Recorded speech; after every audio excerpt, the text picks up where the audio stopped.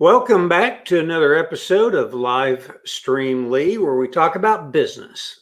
You know, if you have a business, you're like me. You always want to figure out ways to grow faster, make more money, spend less time, and retire sooner, retire richer, right? Well, that's what we're all about here on this Live Stream Lee program, is helping you figure out ways to do all those things.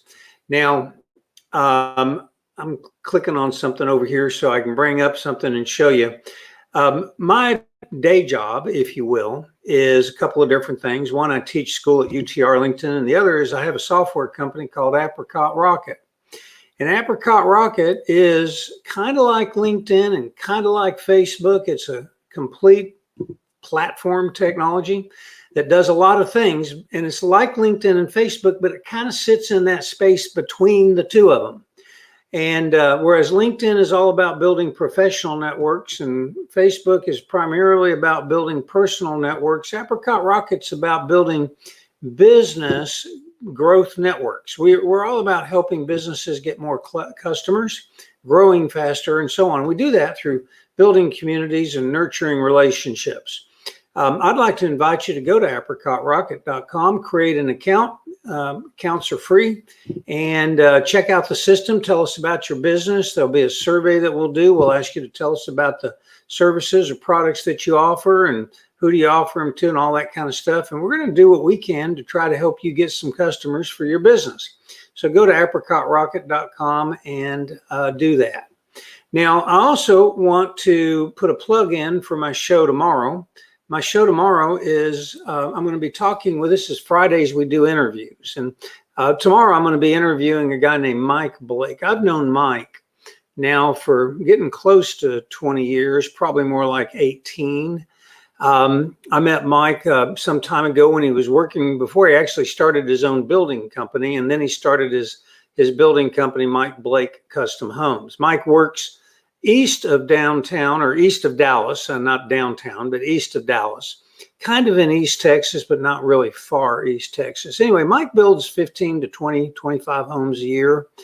And he started right about during the great real estate recession of 2007, 8, 9, that kind of time frame. And his business just took off. Mike is very successful. And we're going to find out from Mike how he grew his company, what are the principles that he used, and to make to become successful, and what it's like to be a builder in today's economy. So if you have an interest in, real estate and building and that sort of stuff, Mike's very successful, and he's going to share with us, as he has before, how he got there and what he does. So come back tomorrow at 3 o'clock and meet Mike. Now, the next thing I want to do is, I don't know if you can see the swag, the corporate swag I've got on my beautiful model over my left shoulder. But if you're like me, you kind of like having clothing with your logos on it. And so if you are interested in somebody that can help you with that, I've got a guy for you. His name is Bob Hurt. Bob has been in the custom apparel business, the branded apparel business for businesses and sports teams and that sort of thing for over 50 years. Nobody knows more about custom and branded apparel, corporate apparel than Bob. He not only has great prices, but he knows all the best sources. He gets good quality merchandise at a great price, and he can decorate your clothing with any of the available sort of decoration mechanisms out there, with screen printing, embroidering. There's this thing called sublimation. He's got it all.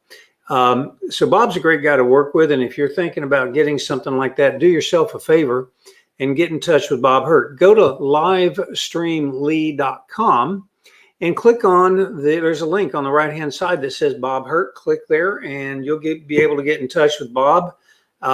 He's a great guy to know, and he does a great job when it comes to corporate branded apparel. All right. Next, I'm going to talk about, we're going to open our topic for today. I'm going to ask Steve Mangum to join me. Hi, Steve. How are you today, sir? I'm doing great today, Lee. Thanks for having me here. Thank you for joining me. Steve and I have known each other for about a decade, long enough now to where Steve met me when I still had hair.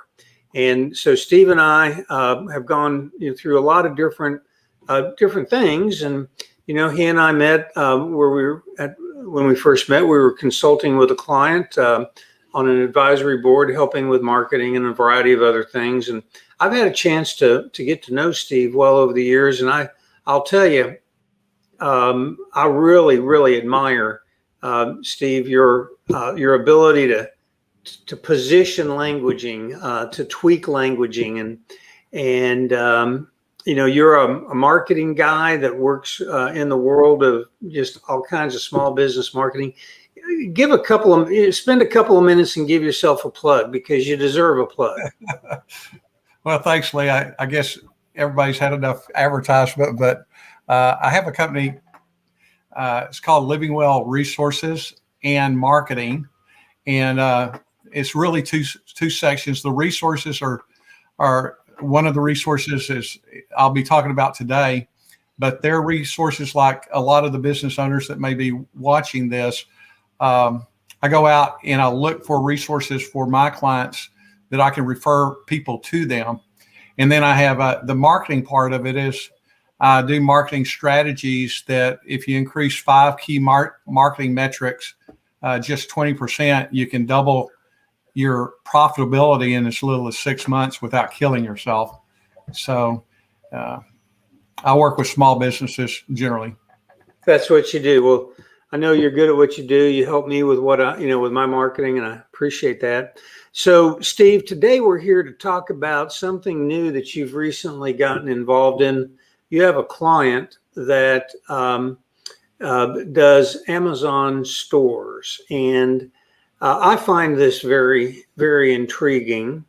I'm gonna do kind of a quick, brief intro and then ask you a question. But basically, you set people up in the e-commerce business on Amazon, right?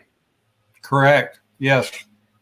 So I don't know if you're tuning in because you're interested in this topic. You've probably looked at things like Shopify and BigCommerce and other e-commerce platforms out there. And I think Shopify is the largest e-commerce platform from a sort of a general use perspective, partly because they have connected up and made it easy to get products. And so I think it's a subsidiary of theirs called Oberlo.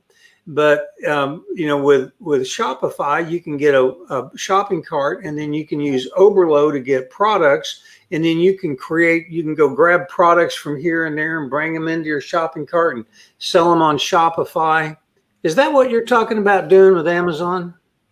No, we're very different. We're a drop ship, done for you, 90% automated drop ship store, and we kind of compete on a whole different way than what Shopify and most of the people do drop shipping are competing for.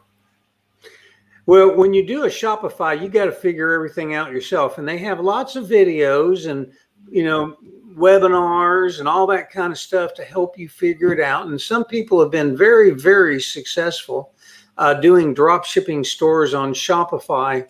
Describe how you're different and just describe the process that you're helping this company roll out. Okay, so the way that we're different, I'm not helping them roll out, but I'm helping them go to market. So traditional drop shipping, like Shopify, you can get in fairly cheaply, but the problem is you're relying upon their technology, or you're relying on the technology of the wholesalers like AliExpress or Alibaba. So you become dependent on that technology. But with COVID and the boom of the internet and the boom of drop shipping, everybody's looking to make some money online because sometimes their job or traditional sources are playing out. Basically, excuse me, can't believe that thing went off. I meant to turn that off. Excuse me a second.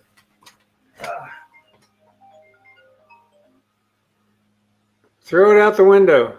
Throw it out the window. That's supposed to be a 3:45 doctor call right there. And of course, they're calling it 3:09. So Where was I? Okay, so basically, traditional drop shipping, everybody's using the same technology, and they go in there and they see, like a hot items that's selling a lot of pieces. So everybody goes and buys a bunch of those pieces, and then that volume's just split up among all of your competitors. It's because everybody's using the same technology. They're competing against the same products. The profit margin goes next to zero, and nobody makes any money. And a lot of people are left with a lot of inventory that they're got to pay for or drop the price more. So it's a real dogfight on the bottom when you're trying to pick exactly the right items and then price them out exactly right and hit that market. So it's kind of like a rifle approach. If you hit it big, and you can do a lot of money and make a lot of money quickly.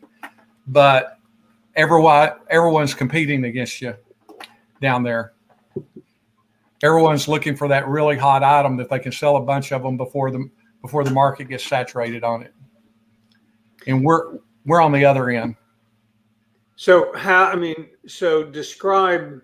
I mean, you've told me a little bit about this program. So, whereas with Shopify and Oberlo, you have to pick the products and you have to manage the store and you have to market the products and all of that. With this company that you're working with, they pick the products based upon some sort of artificial intelligence algorithm. They have tens of millions, if not hundreds of millions of products that they can choose from.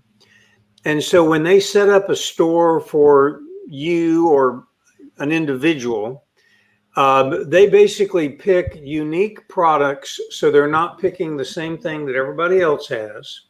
And then they're loading your store with all the pictures and the information and all that kind of stuff, and then putting it out there on Amazon. Is that basically what's going on? Yeah, that's basically it. So what gives you a little bit of a history on this, the company started 13 years ago, yeah. And a guy named Zaid Arshad started, he just built his own Amazon store 13 years ago and was very successful with it.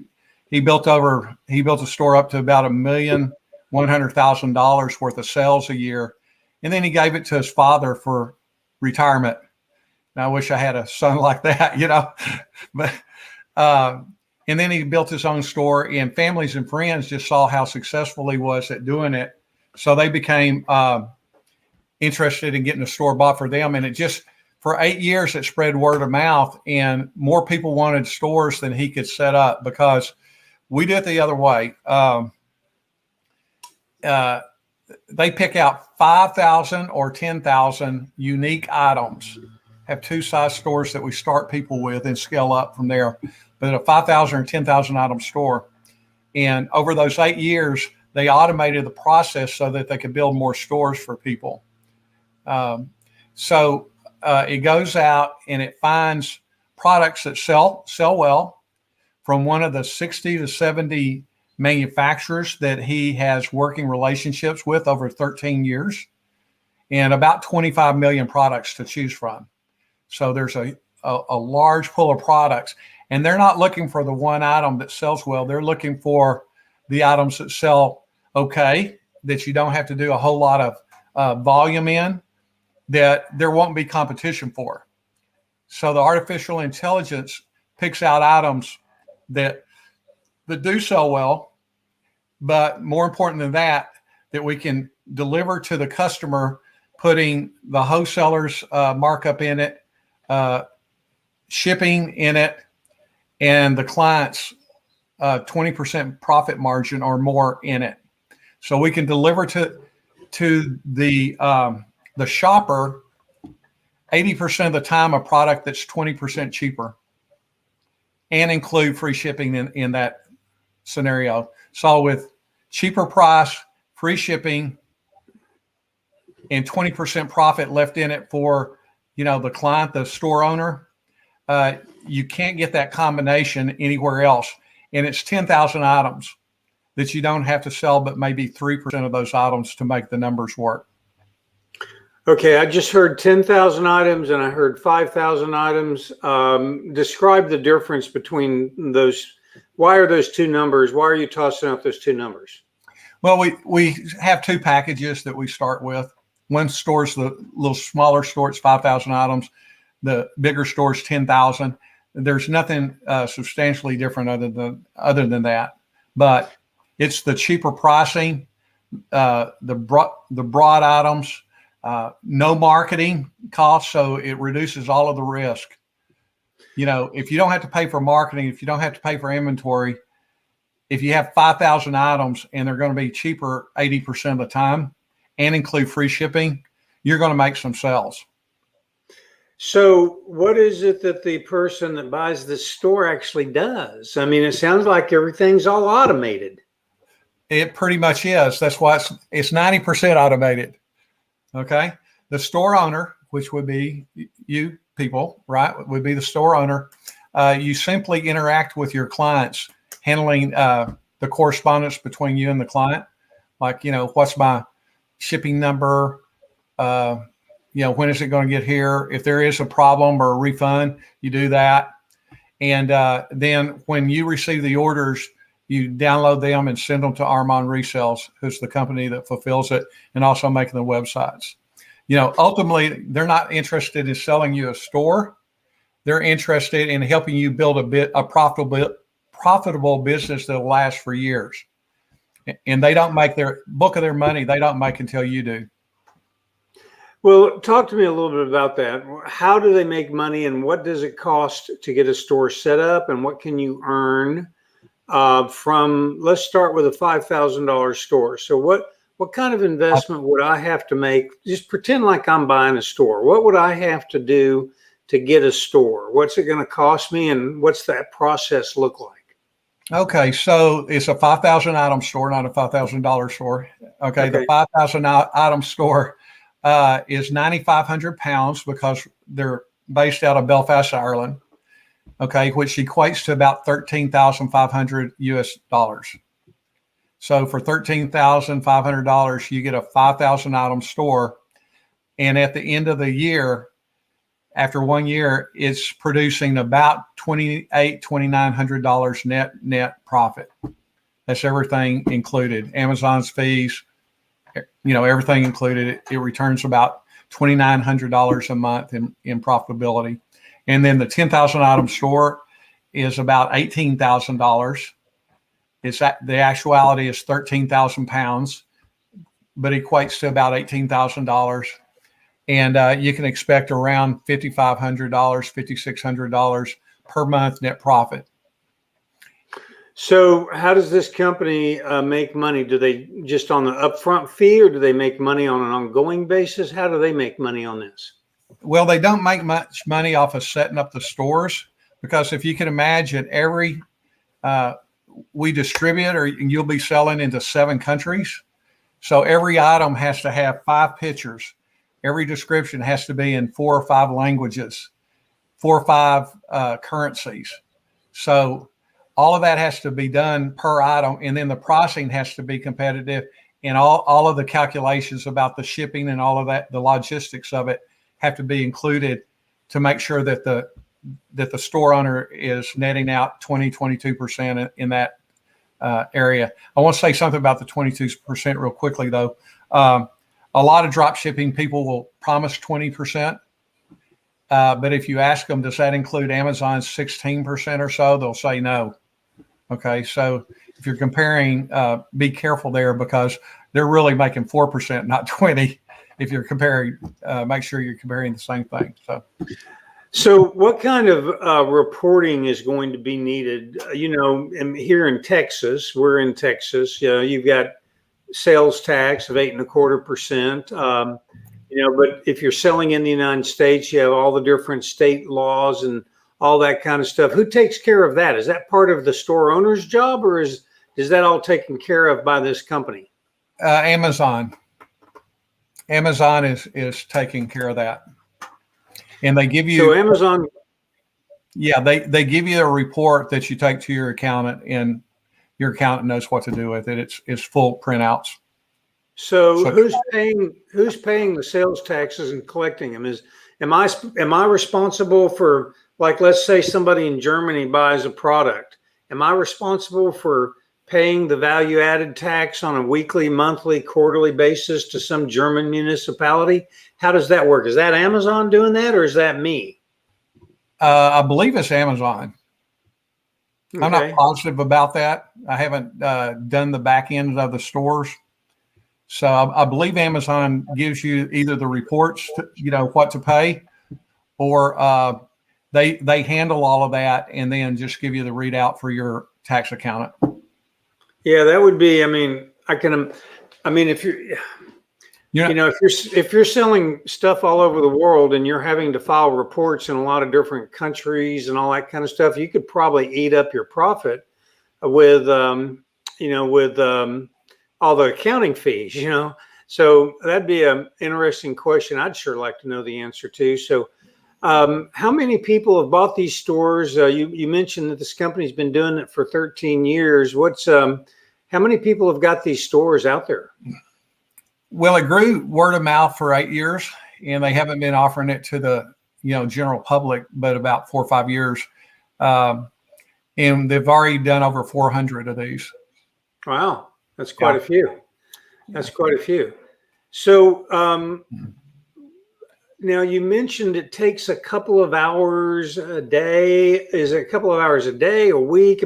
How much time does somebody, let's say I bought one of these 5,000 unit stores, 5,000 item stores. How much time would I realistically be looking at? And exactly what would I be doing with my time? Am I talking to people? Am I processing refunds? What is the time involvement?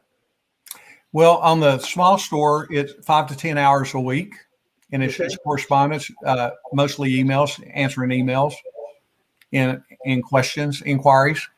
The large store is about twice of that. You're looking at 2 or 3 hours a day. So between 10 and 15 on the big stores. And that, of course, that goes up as the volume goes up. When you first start, it's next to nothing. It takes a while for the volume to build up. And those numbers I'm quoting are on the higher side, when the store's really cranking. You asked a little bit earlier about the profit margin, how they make money. They supply the products for your store. Okay. Okay. Naturally, because they're handling all the back end, the selection of the products, the shipping of the products, all of that, right? And the marketing of the products. So you don't have to worry about any of that. That's the complicated part of it. They mark the product up. It's their cost plus 20%, which equates to about 10% of the sale, just a little over 10% of the sales price. And then you're making 20%. So they're charging about 10% for 90% of the work. You're getting 20% for 10% 10% of the work. of the work. Yeah. Yeah. So that's a pretty good deal for you. So, so they're doing the marketing, so you don't have any marketing expenses. You're going to have possibly, we don't know, but possibly some accounting and tax and compliance filing expenses, depending upon some things. But you've got that. What other kinds of costs are you looking at? So you mentioned about $13,000, 9,500 pounds, about $13,000. Are there any other expenses or costs that you need to be aware of before you get started in this? No, no, that's it. That's it. It's turnkey. And when after your store's built, it takes about a month to build it. When your store is built, they send you a file and you just upload that into Amazon. And in 15 minutes, you're online. And in 3 or 4 days, the orders start coming in. Okay, so those orders, when they come in, let me follow the money through the process. Client buys something. Let's just use $100 item just for grins. So client buys $100 item. They pay the $100 plus whatever. So who gets that money, me or Amazon? Well, Amazon gets that money and they hold it for about 60 days. Okay. The order comes to you and you order it from Armand to be shipped to your client. Okay, so I order it from Armand, and Armand then makes the shipment happen. When do I have to pay Armand? When you order it, you purchase it from Armand, they ship it. Okay. And then 60 days later, there's a lag time that Amazon holds your money, that you get paid. So it's in your account, but you just don't, it's not released until 60 days later. Okay, so I'm going to be out whatever the cost of the products are for 60 days until I get my money from Amazon, right? Correct. So I am going to need some money to be able to finance the inventory that my clients are purchasing for the first 60 days. Well, it's on a rotation. So like the first month sales are paid, month 3, second month paid month 4, like that. So right. For the small store, you'll need about $5,000 working capital. Okay. You're not out that money, but it's being tied up over at Amazon. So that's kind of the price you pay working with Amazon. Well, yeah, but I mean, if I'm going to need to get cash together, I need more than the 13,000. I need also the working capital that's going to be needed to finance the float on the product that I'm responsible for delivering before I get paid. Correct. So I'm going to need another $6,000. So probably the entry point is pushing $20,000 to really have enough to be able to get the store up and running. Would that be a fair statement? No, I would say 18 would do it. 18. Yeah, 18 would do it. And on the larger store, that's 18,000 to begin with. You probably need about 28. Okay. Should work. Now, if you need more, it's a good thing. That means your store is just like crushing the numbers. It's like a good problem to have. And but if you outrun your pocket, you can slow down the store by disconnecting a couple of countries or something. You just don't. If you want to slow it down a little bit, you can slow it down a little bit, and then Yeah, one of the things a lot of people don't think about is as a business is growing, it can be profitable in terms of what you're generating positive cash flow, but because you're pouring money in to finance inventory and stuff like that, it can actually be profitable and losing cash. And so that's why I was asking that question to just kind of make sure that we're covering that base.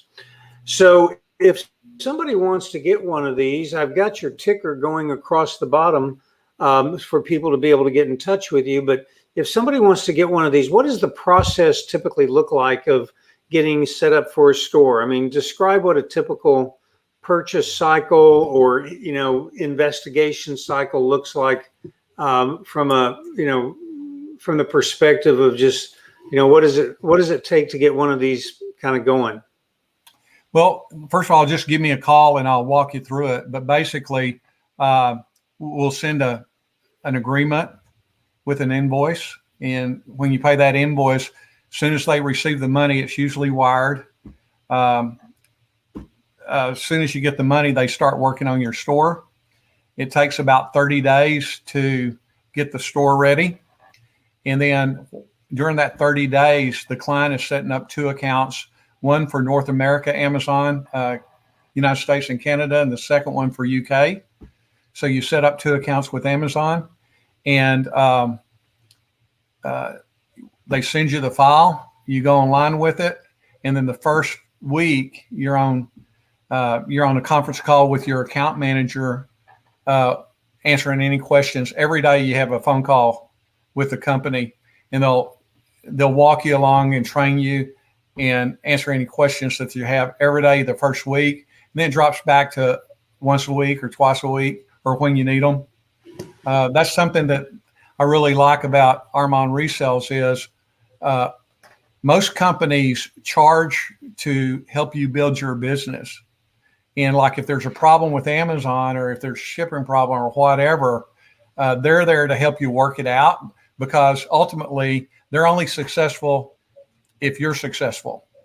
So they've got real skin in the game. Most other companies will charge for that mentorship or that counseling monthly, and they don't care if you win or lose because you're going to pay them anyway. So they really, they really don't care, and that can be very, very costly. So Armand will help you be successful and build a business with you, because they're not making money unless you're making money. So I like the business model way better than anything I've seen in the market. All of that's free. So you're not only, getting your store set up, but you've got 12 years of experience. You've got all of the experience with the wholesalers, everything handled for you. And they've got about a 98% success rate. It's not like they've never ever failed, but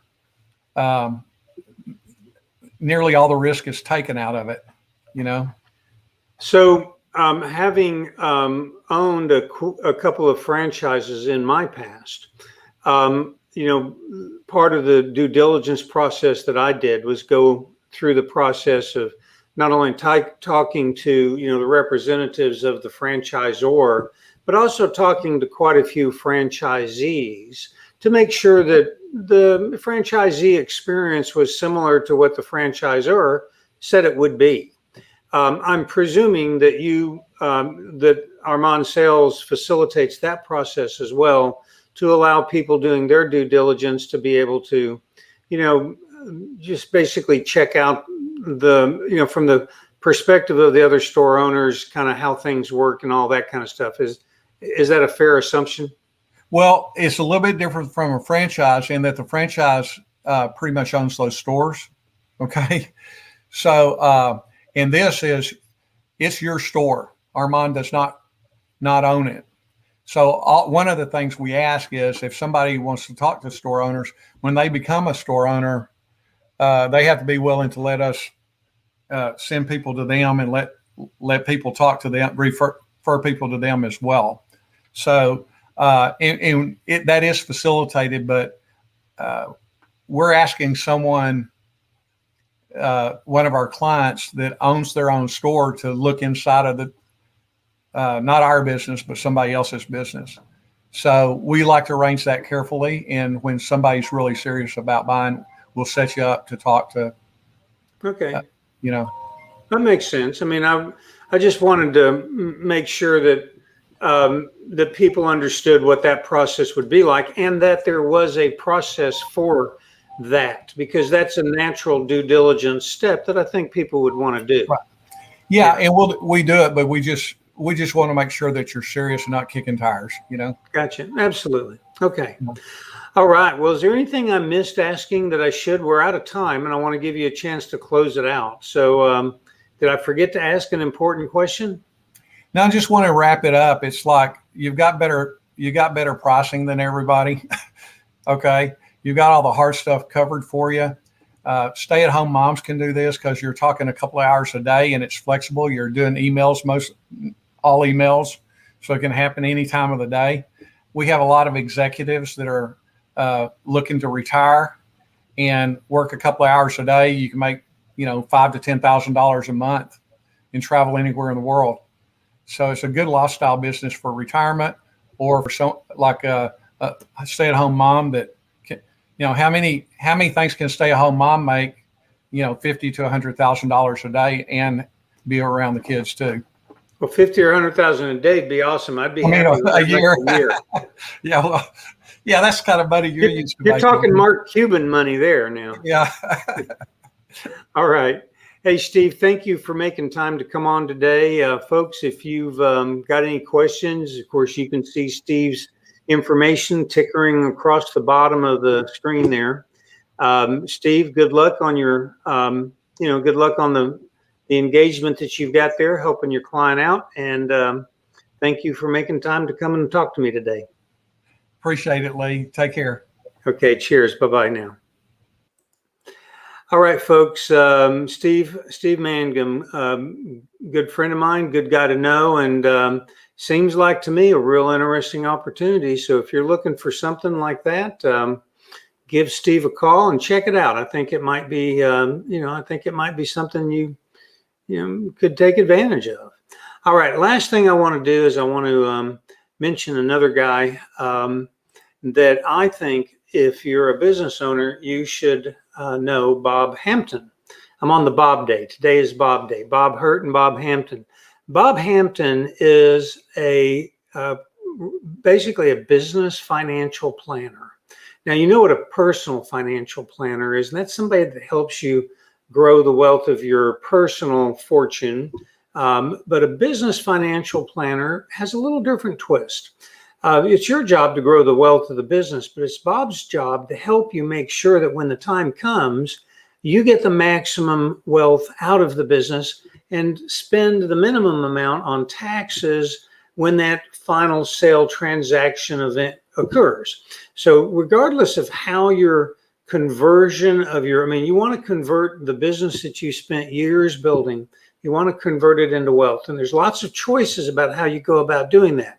And the tax impact can be dramatically different, but based upon the choice that you make of how to structure the deal, the sale. That's where Bob comes in. He helps you make sure that you structure the deal in the way that you'll get the maximum out of it and give the minimum amount necessary to the federal government. So it's always a good idea to have these conversations before you get right up to the last minute. So go to livestreamlee.com, look on the right-hand side. You're going to see a link for Bob Hampton. Click on that link. Go read about Bob and give Bob a call. He's a great guy. He's really a fun guy to talk to. He's incredibly knowledgeable. So Bob Hampton, business financial planner, a guy to know when you get ready to do your exit. So thank you for tuning in today, and be sure and come back tomorrow at 3 o'clock when we talk with Mike Blake, the founder and builder of Mike Blake Custom Homes. See you tomorrow at 3. Bye.